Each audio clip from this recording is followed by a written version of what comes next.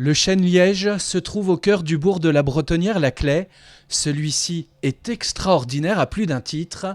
Cet arbre, originaire du bassin méditerranéen, aurait été planté ici il y a environ 300 ans.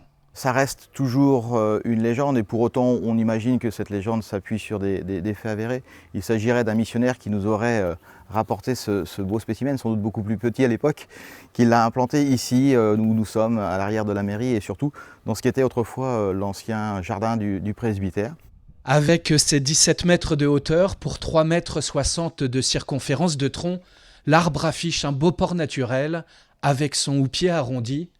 Le chêne liège, si peu fréquent chez nous, est bien connu pour les propriétés exceptionnelles de son écorce, le liège, une écorce épaisse et crevassée à partir de laquelle on réalise par exemple les bouchons de bouteilles de vin. Cet adorateur du soleil, si bien installé dans la commune de la Bretonnière-la-Claye, a représenté en 2021 la région Pays de la Loire pour le concours national de l'arbre de l'année. Ce qui est surprenant avec cette essence, c'est qu'elle exige un sol acide pour se développer, et là, on est sur du calcaire.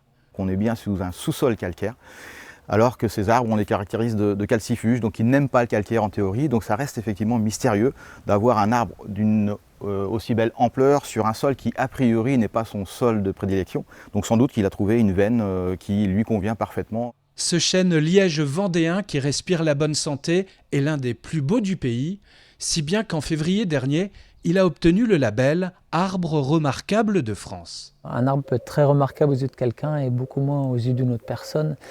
C'est subjectif, mais globalement, les critères qu'on regarde, le principal, le plus fréquent, c'est la taille et l'âge de l'arbre. Donc un arbre est souvent remarquable par ses dimensions exceptionnelles, qui témoignent aussi d'un âge de plusieurs siècles bien souvent. C'est le cas de notre chêne liège ici. Et un arbre peut aussi être remarquable pour des faits historiques ou des légendes qui lui sont associées. Et on peut aussi avoir des arbres remarquables en raison de l'essence, donc une essence qui serait très rare dans la région.